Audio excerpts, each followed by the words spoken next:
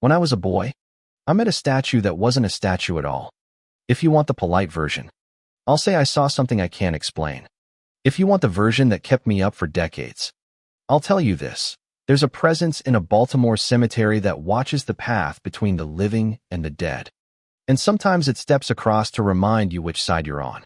My name is Evan Miles, and I grew up on the southwest side of Baltimore, a few blocks from Loudon Park Cemetery. If you're from Maryland, you've heard the legends. Folks argue about which place is the real source.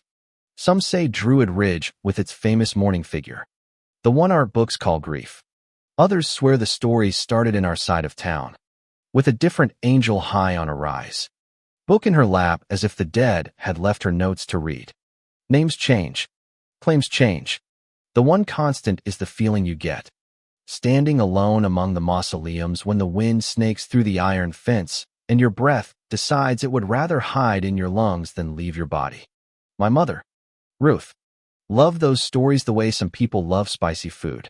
She piled them on when no one asked and doubled down when we protested.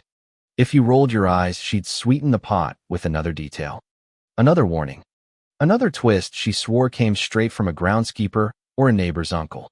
My father, Victor, didn't talk much. He had a quiet streak and a mischief streak, and these two parts of him were often partners in crime. We visited the cemetery like it was a family park. There were reasons the grandparents' stones, the little patch of ground where my mother's oldest sister lay, but there was something else too, an ease in my parents, sitting on the low wall with coffee and letting time slow down. In those hours, Loudon Park didn't feel like a place where life ended. It felt like somewhere life could finally take a breath. I was the youngest by several years. My brother, Caleb, had already perfected the older sibling craft of inventing trials I would fail at. Who could cross a row of graves without touching the grass? Who could whistle near the angel without her hearing? Who would dare count backward from midnight in front of the mausoleum, shaped like a little church, and not lose their voice in the middle? My sisters played along or didn't, depending on mood. But the point was never the game. The point was what happened after.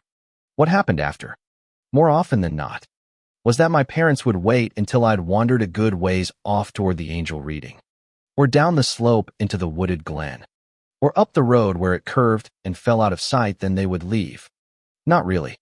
They'd drive just far enough that I couldn't see the silver Ford anymore. They'd kill the engine so I couldn't hear the idol. They'd move slow like hunters so the sound of their tires didn't carry. And they'd wait. Every single time I panicked. Every single time I felt heat in my throat and cold in my fingers. It took no more than a minute for the wind to seem like whispering and the tall marble to lean, inch by inch, toward me. When the Ford finally rolled back into view, me mother laughing, my father claiming it was all her idea, I'd pretend to be mad while my pulse learned how to be a pulse again. It's easy to condemn that now, and maybe you're right too. But what that ritual did besides sour the smell of cut grass for years was carve a hollow in me, the exact shape of being left. When something looks into you, it finds the hollows first. I remember precisely the afternoon my life changed because the light on the angel's book looked like black water. I was 11 or 12, old enough to tell myself I wouldn't cry and young enough to believe I could promise anything to my future self. We'd wandered farther than usual. My parents lingered by the little church-like mausoleum at the bottom of the hill and sent me up to stretch my legs. I ended up beside the angel with the book, the one halfway up the incline, one hand under her chin like she was listening to words only stone can hear. I told you about my mother and her stories. She had given the angel a name and then traded it in when someone else's story offered a better rate. That day, for whatever reason, the old name rose up in me, and I said it aloud. Not as a challenge or a prayer, but as an observation a boy would make when he thinks no one is listening. She's beautiful, I said. To no one. To stone. To the wind. Something giggled. Not wind. Not stone. The sound was small and delighted and human, and it came from everywhere at once. I turned in a full circle, heart tripping, certain my mother had crept up or a sister had crouched behind a monument to catch me talking to a statue. Nothing. The hill was empty except for me and the angel. My name crept up the base of the statue. The letters my brother had noticed on some earlier visit and weaponized, claiming it stood for the horror that lived in my nightmares. I told myself I didn't believe him. The small hard ache under my ribs told me otherwise. The giggle turned again, somewhere down the slope where trees took over from the formal rows. I saw the shape. You'll think I'm about to say shadow person. And you'll be right and you'll be wrong. It was a woman, or the idea of one. More absence than presence. Black layers of robe or cloak gathered around her like she had carried the night with her across the fence. A hood. The sense of a face under it. Not menace exactly. More like authority. I felt two things at once that didn't fit together. Protected and called to account. You expect the sensible answer here, that I ran. I didn't. This is the part of my life that still embarrasses me. I was a child, and beauty in any form that noticed me might as well have been a planet's gravity. I moved toward the woman the way leaves go toward water. And as I approached the glen, I lost sight of her among the trunks and the undergrowth and the angle of land. I had seen her near the old footbridge that crossed a narrow creek, a structure I'd crossed a dozen times without registering it as anything other than a shortcut.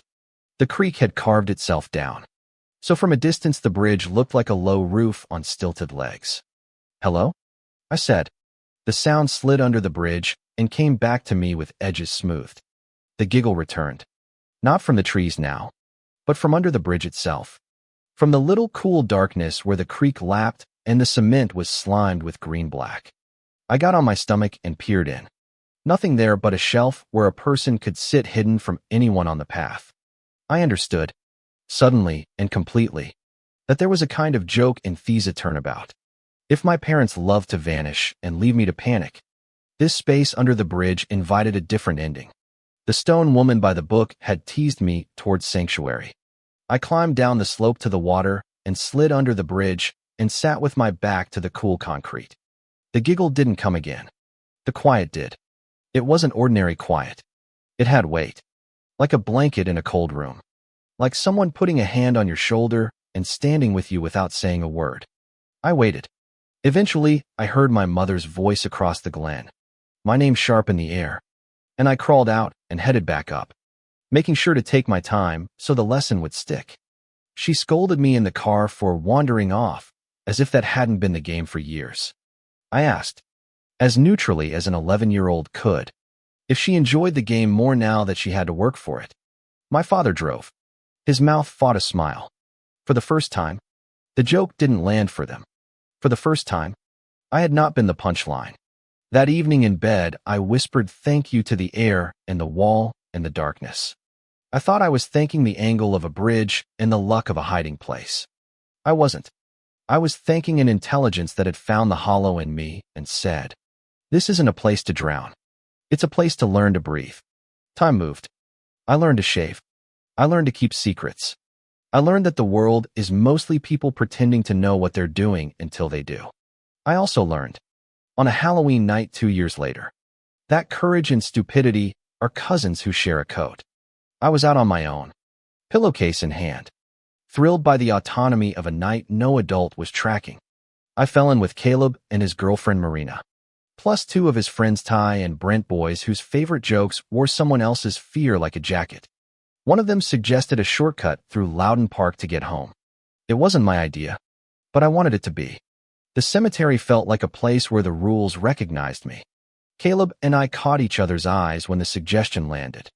His look said, "They're going to try something." Mine said, "Let them." We cut through a gap in the iron fence where a section had bent outward. The kind of place kids discover and pretend they discovered. Streetlight glare gave way to near dark as if a hand had covered the bulb. Our sneakers found the first crunch of gravel and then the softer hush of grass. We headed toward the angel with the book because my mother had planted that path in all of us. If there was a focal point for the stories she'd told, it was that rise. I peeled away before the others reached the slope and threaded the trees toward the creek. It was a habit now. If there was a center of gravity in that cemetery for me, it was the bridge and what lived near it. I wasn't in costume by accident. I'd gone as a zombie, makeup smeared and shirt torn, because I wanted what came next to feel like theater. The plan was stupid and elegant. hide behind a stone near the angel, and reach out to grab the ankle of whichever boy scoffed the loudest. It worked. Ty nearly swallowed his tongue. Brent shouted a word he didn't know the meaning of in a voice higher than he thought possible. They exploded back from me, then gathered themselves and came on like kids do when shame needs a target. I ran, joy bright in my chest, down the slope toward the mausoleum and beyond that toward the deeper dark. The moon had heft that night. A gibbous white thumbprint smudged across the sky. The mausoleum was beautiful and wrong and perfect in that light. I thought I saw movement at one of its small windows, perhaps Brant's shadow. Perhaps Nothan turned hard toward the path that led to the bridge. Behind me, the boys hesitated. Even at 16, something in your spine knows what darkness is yours and what isn't. I slid under the bridge. Their footsteps pounded across it and then stopped. Voices debated in low, urgent whispers. Marina told Caleb to let me be. Someone asked where I'd gone. Someone else said the mausoleum. Then one of them, Ty, by the sound, said, "Nope," in a tone people use when their older selves are trying to save them. Silence. If I had a talent back, then it was confusing silence for safety. I climbed up the far embankment, motivated to taunt a little before I made for the main road and the yawning, welcoming light. I stood. She stood.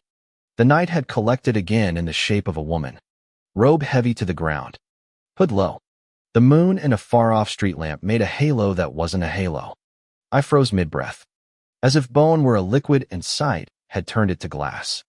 Protection and judgment slammed together like two doors closing at once. I had always assumed she had been on my side. Now I felt how arrogant that had been. Her head lifted, the hood's shadow tilting. I saw eyes. Red. Yes, but not the neon red of cheap Halloween. The red of ember when a log collapses on itself. The red of boundaries enforced by someone who understates nothing. Those eyes held me as if the creek were an ocean and I had swum to my limit. Why anger? The question rose unbidden and landed in my gut with the obvious answer. Because I had made her into my accomplice. Because I had used the place she tended as a set for a prank. Because I had mistaken mercy for permission. My legs argued with each other about whether to stay or flee and settled on neither. From up the slope, I heard Caleb calling. He sounded unlike himself, afraid not of the dark, but of losing me in it. The sound cracked something in me open. And all the years of being left, of watching the Ford slip out of sight, poured into the present. I did what people do when the present and the past collide. I cried. Nothing happened. The woman did not close the distance. She did not reach out with hands I'm not sure she had. She did not stride down the bank to claim me. The night lightened by a degree. The red dimmed to the warmer dull of coals settling. The road became the absence between branches. I heard an owl. The creek regained its small, repetitive voice. I knew how to move again. I slogged up toward the voice that knew my name like it belonged to both of us. Caleb found me, and he and Marina bracketed me with their bodies in that unconscious way families do when the world is too large. The other boys were nowhere visible. Later I would learn they had fled at the same instant I had seen the eyes. Later I would consider the economy of that. Before we left, I did something that would have embarrassed me a year earlier and annoy me a year later. I climbed back up to the angel's rise. The marble woman looked as she always did. The book open, one hand under her chin in permanent consideration. I touched the stone where her foot nudged from beneath the hem. "I'm sorry," I said. Then I kissed that bit of granite as if it were an altar and turned away before my brother could get the joke out. We walked out through the gap in the fence and down the street. The night resumed its ordinary work of being night. On the porch, my father pretended to read. My mother pretended she hadn't worried. I showered, slept, and woke with the kind of clarity a hangover sometimes gives. Though there was no alcohol, only the remains of fear burning off. It's convenient to end a story at its most cinematic point. But life isn't a single crescendo followed by credits. It's an uneven series of reminders. In the years that followed, I saw the robed woman again. Never closer than the edge of a place I shouldn't cross. Never nearer than the distance kindness keeps to avoid becoming interference. Once, she appeared in the reflection of a bedroom window when a fight had gone too far and I had said words to someone I loved that couldn't be unsaid. Once, In a hospital hallway outside a door with too much silence behind it. She was the geometry of shadow where the floor met the wall. Twice. Driving alone late at night. She was the shape the guardrail took. She meant the same thing each time. I am here. Remember what makes you worth keeping. I never told my mother. Stories were her currency. And I didn't trust what inflation would do to mine in her hands. I told Caleb once. Years later. When we stood by our father's grave and the wind failed to move the leaves for the first time all day. He didn't laugh. He put his hand on my shoulder and squeezed once and said, I think she's been to my place too. That was enough. It is reasonable to wonder what. Exactly. I think that woman is. I've tried on every word I can think of and found each too small. If I say spirit, you picture one thing. If I say guardian, you picture another. If I say hallucination, you nod with the satisfaction of a solution. If I say angel, the story becomes someone else's property. So I'll name her what she was for me, the woman by the creek. She was grief's cousin and justice's aunt and mercy with a strict voice. She watched the border and made sure the ones who crossed did so with intention. She did not punish me for a boy's meanness. But she made sure I felt the weight of the place I had made light of.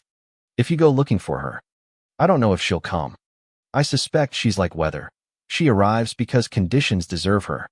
But if you ever stand under a bridge where a cemetery's water remembers the names it passes, and if you've brought with you the hollow that being left carved, and if you've also brought the desire to be decent even when no one's watching, then maybe you'll hear a laugh, small and warm, calling you not to bravery, but to better behavior.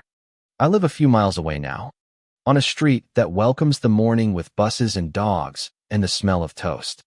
I pass Loudon Park more than I go in. The people I love are mostly on the side of grass where I can reach them. But sometimes, when the day doesn't entirely make sense, I park by the fence at dusk and walk in. The road bends the same. The monuments resist the same. The angel still reads. The bridge holds. The creek speaks softly of its only topic. Not long ago, after a year that seemed to narrow at both ends, I went to the footbridge at last light and sat under it in the cool.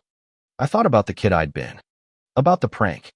About the way shame and humor shake hands across a lifetime.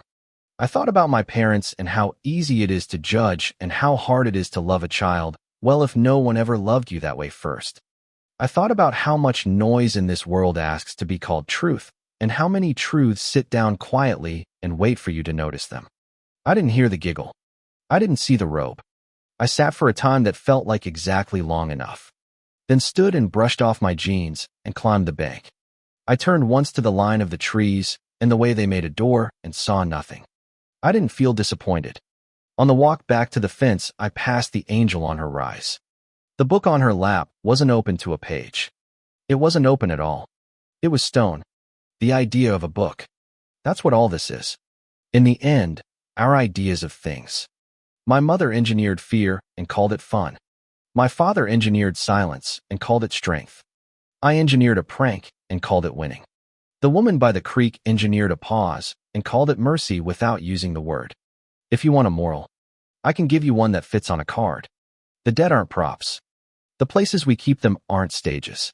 The living carry responsibilities that begin, not end, when the sun goes down. The statue's eyes do not follow you because stone has muscles. They follow you because you have made something in yourself that can be followed. I am older now, and I prefer ends that land rather than drift. So here is the landing. I believe I will see her when my life's hallway leads to a door that opens once. Don't mistake that for fear. I think she'll be as she was. Neither friend nor enemy, but present enough to keep me from forgetting how to cross. I think she will be involved because involvement is what she has always offered. And if she laughs soft and delighted and human, I hope I have the good sense to laugh a little, too. Until then, I will try not to run pranks in the company of the dead. I will try to keep my promises to whatever child I am still raising inside. The one who spent so many afternoons learning how to recognize a car by the sound of its engine coming back. And if you, reading this, go there one day, if you stand on that bridge at night and look down and see only water. If you look up and see only trees. If you say out loud that beauty counts and you mean it, then maybe you'll feel the same thing I felt. Safety with sharp edges. Forgiveness that expects something of you afterward. That is what watched me. That is what I am trying, even now, to watch back. This story brushes against hard questions. Where's the line between harmless pranks and emotional violence? What do we owe the dead and the living when we walk through spaces of grief? Have you witnessed or experienced jokes that left lasting scars? Do you see justice in what happened to Evan? Or do you think he exaggerated the harm? Share your thoughts below, especially your stance on everyday cruelty, accountability, and how we should treat places of mourning. Do you believe in guardians like the woman by the creek? Or are these just the stories we tell to correct our worst impulses? Your perspective matters.